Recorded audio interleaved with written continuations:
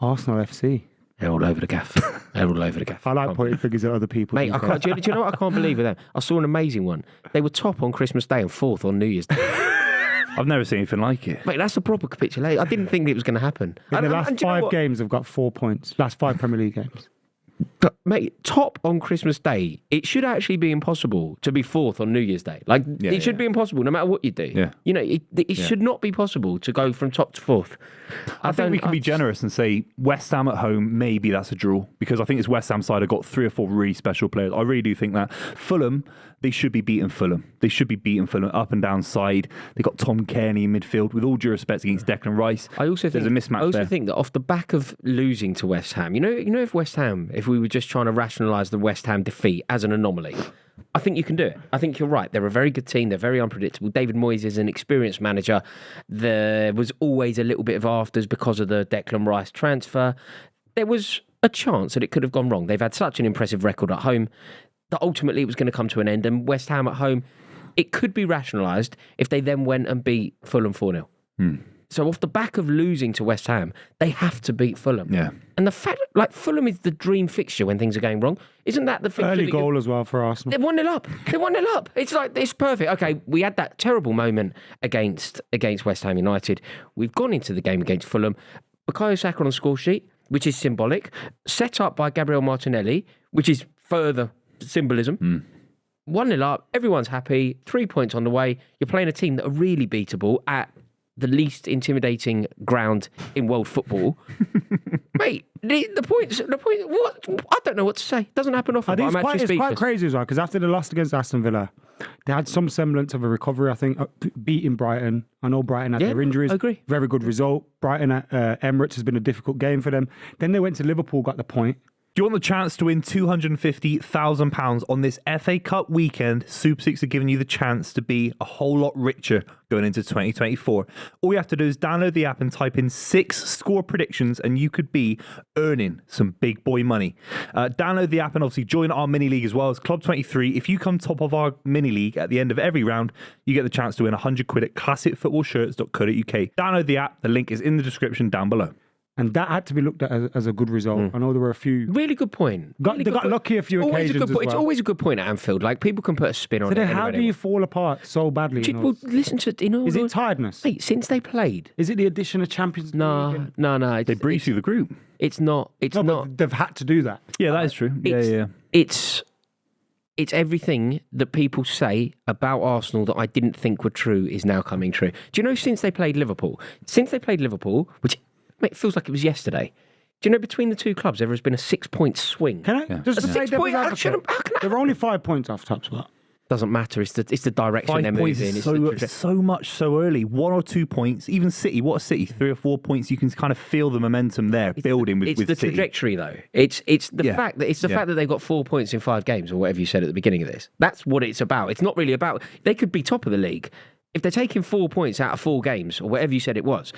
It doesn't matter where they're sitting in the league because they are moving in the wrong direction. I think Adam brought it up a minute ago in terms of fatigue, in terms of chronic fatigue. This Arsenal front 3 are really tired. How many times have we seen they're 3-0 up in a game and Saka's still playing? He played in Europa League games last season, so did Odegaard, that weren't necessary. Whatever you say about Liverpool, whether they win the league or not, they got 6 forwards that can all come in and out. Nunes, Gakpo can come in and out. Salah's the one constant, but then you got Diaz.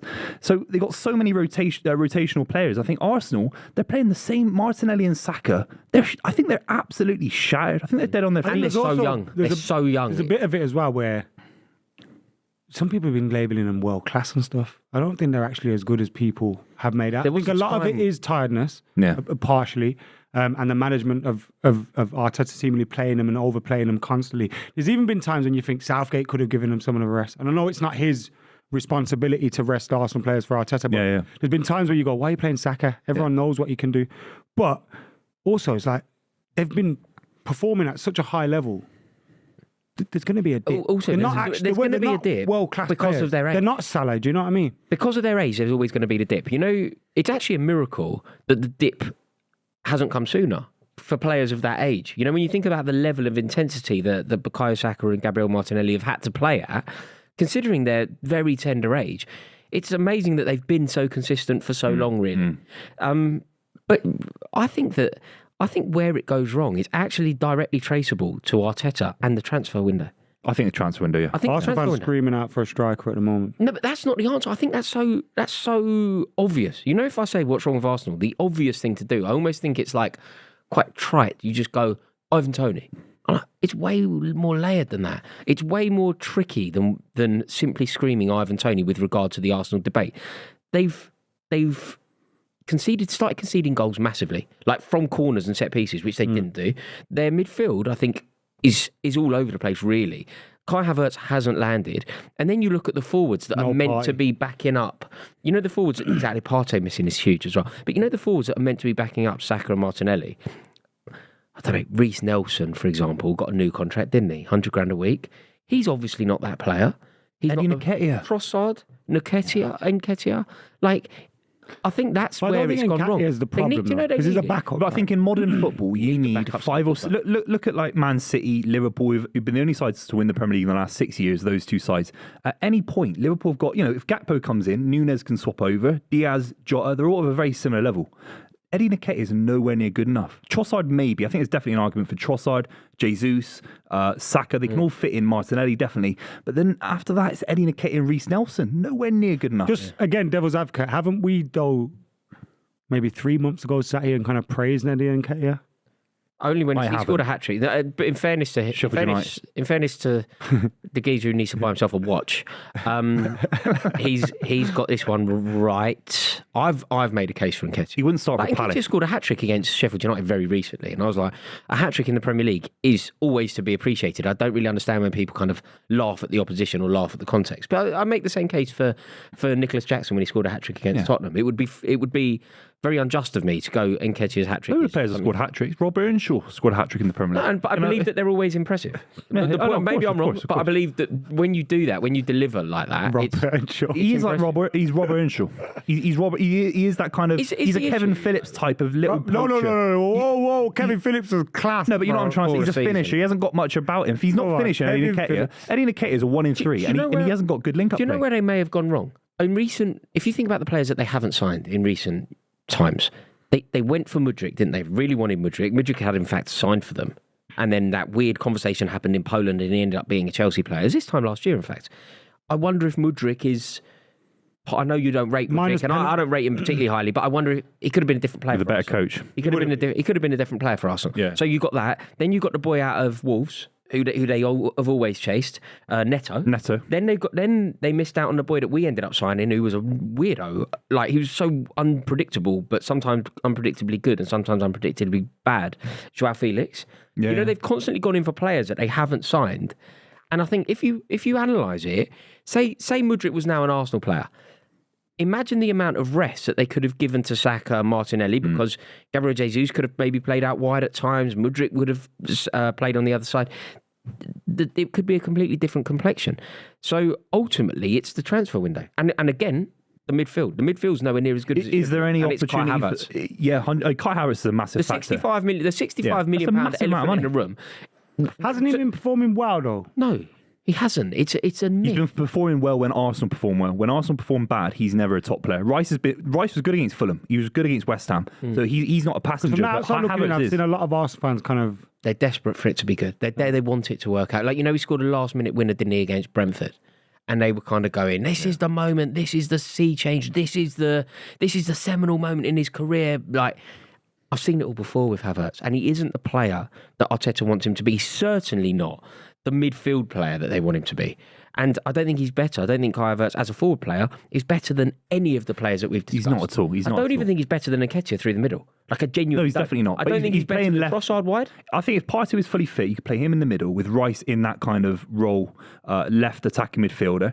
The left-hand side against Fulham, that it was so spineless. The whole left-hand side, Kirior, a centre-back, a young centre-back, look way out of his depth at left-back. Then you got Martinelli, who's barely scored a goal all season, and Havertz. Their left-hand side is shocking. There's no threat to Arsenal on their left-hand side. I think the keeper issue is created...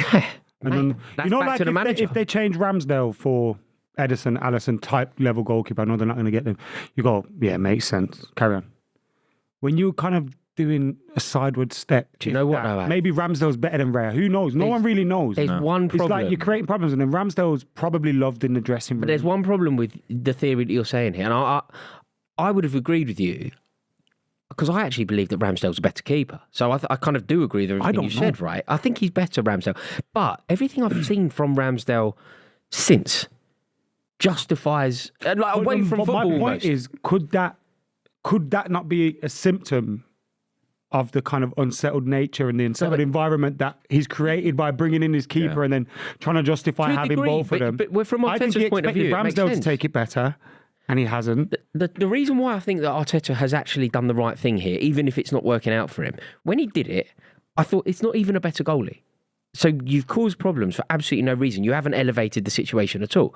And you can rationalise it by going, if he'd signed Alisson, it would make sense. But now, that's how I felt before Ramsdale was dropped. But now Ramsdale's been dropped, and I've seen him in interviews, and his father's had a pop at you, and they've. I've moved on from that. It's a brand new year. No, don't bring that up. Don't get slagged off by footballers' dads. Is my New Year's resolution. No, but you know when you look at it and you go, hang on a minute, Arteta has made this change not only because of the player that he is on the pitch. He's made this change because Aaron Ramsdale is a liability, whether it's on the pitch or off the pitch. I think the theory was right, though, Royce. I think the theory of getting Raya was right. He was fantastic last season for Brentford. Sometimes the player just doesn't land. I'm saying it's right because of the personality of Ramsdale, not because of the player that Ramsdale is. I think Ramsdale's a better goalkeeper. I just think that, mate, he's told us he can't concentrate. So you're not a better goalkeeper anymore, are you? Because you literally can't concentrate for 90 minutes. That's a nightmare, that. You can't concentrate for 90 minutes. I mean this with all due respect. He was on a podcast. I don't necessarily think that as a Premier League footballer you should be on those kind of podcasts. Wasn't he hanging about with Cal and Chip at one point? Yeah. You slagging us off as well. Yeah, that's not good. For I mean, what happened? You put that out. It's a mess. And I don't know. I don't know what else is going on. You've got to look at the form of Zinchenko. Like Zinchenko was supposed to be. Not only was he supposed to be like a brilliant player on the pitch, but he was supposed to have translated the winning culture that he picked up at the Etihad and taking it with him to the Emirates. He ain't done that. I seen a video of Fernandinho just ripping into him. Really? What are you doing, man? Just when he was at City, just constantly telling him, calm down. Why are you giving it the big stuff like that? And it's like, I can imagine like Pep just looking at that and get him out of my dressing room. Do you know where he got so lucky? Do you know where he got so lucky against West Ham?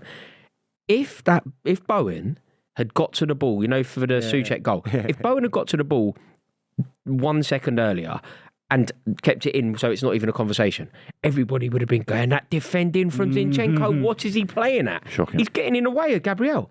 But because the conversation wasn't about the defending, it was about did the ball go out, nobody actually analysed it. To look at it, we're looking at, because we spoke about Gabriel Jesus a lot here and Zinchenko a lot here, and they were two signings that at one point seemingly were made, probably did elevate Arsenal from where they were into top four reckoning, getting Champions League quite comfortably. But are we kind of saying now that they're an issue in terms of them turning that into a title winning? I can't believe that it's gone like this for them. But does that kind of show their elevation was maybe quicker than expected? That two players that were... No. Do you know what it shows? Am I being too kind? Yeah, it shows really nice. It shows that Pep Guardiola... I wish you were this nice about Man City. It shows that Pep Guardiola was right. That's what it shows. Pep was right. I said it all along, by the way. I said it all along. I said it all along. I remember saying if Arsenal spent 100 million quid on Ruben Diaz, I'm sat here saying, "Oh my god!" Even the Ilkay Gundogan, there was a link. There was a link, but you do have a tendency. You do have a tendency to back your club, and I'm not saying it's wrong, but you do sometimes.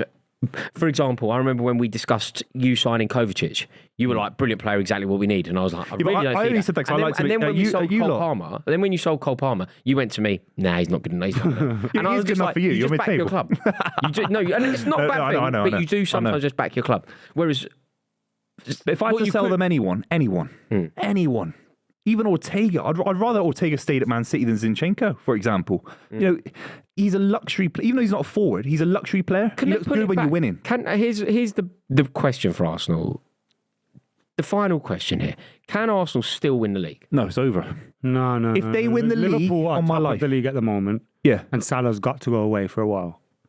And watching that game Liverpool played against Newcastle, Salah was a difference. I know Liverpool had 20-yard shots or whatever, and it seemed like they were going to go and... But do you think Arsenal... No, but the reason why I'm talking about Liverpool is Salah's got to go. So while they're top of the league, unless City do go on that... I'm having flashbacks here. This happened before. I know. Do you remember last time? Mane and Salah were going, and everyone was like, well, that's when it's going to go. They won every game. Better. They got better. But then they've got Nunes knocking about just on his own. And I know he can win some games. Diaz? He's finished doing all right. The thing is, it doesn't matter. I think Salah makes a lot of them tick. Yeah, you're right. You take him out of that.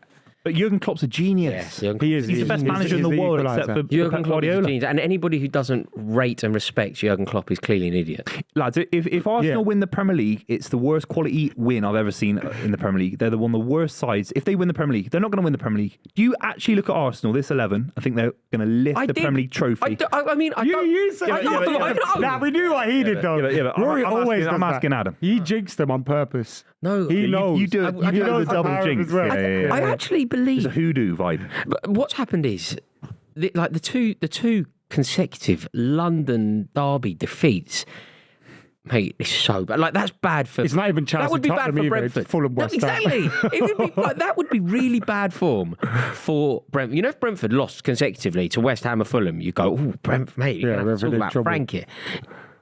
I'm just so surprised. I really am. Can they pull it out? I still think they can. Ultimately, to win the league, what they're going to have to do is what we always say. What percentage chance? I still think they're third favourites. Can they go to the Etihad and win? Yes. Can they go to... can they play Liverpool? Can they go there and win? Yes. But that's what they're going to have to do now. That's what they're going to have to do. They're going to have to know beat... this season's shown that team like Luton made Liverpool drop 2 points. Do you think like these things can happen? They're rubbish away, though. They lost to Villa in a big game. They lost to Newcastle.